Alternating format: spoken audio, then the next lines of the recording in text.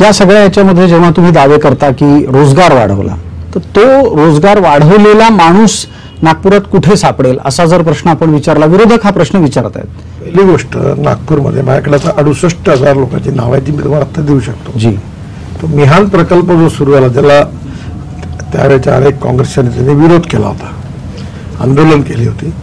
त्या प्रकल्पामधून आम्ही 68,000 लोकांना डायरेक्ट एम्प्लॉयमेंट दिला, 13,000 लोकांना मेट्रोने एम्प्लॉयमेंट दिला आणि हिंगणा आणि बुटिबुरी एमआयडीसीतून 80,000 लोकांना रोजगार मिळाला.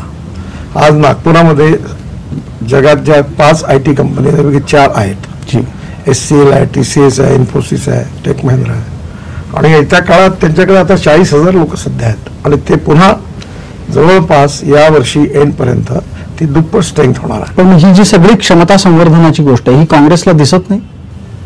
दिसून त्यांनी आंधळे झाले, त्यांना दिसायचं काही कारण नाही, कारण ते स्वीकारायला तयार नाही ना. जे काँग्रेसवाले आहेत त्यांचा मुद्दा त्यांना दिसूनही कदाचित त्यांना माहिती बोलायचं नसलं, कारण त्यांना माझ्या विरोधात लढायचं आहे. पण सामान्य माणसाला तुम्ही विचारलं तर आता मोमिनपुऱ्यातून इथे लोक IT कंपन्यामध्ये काम करतात.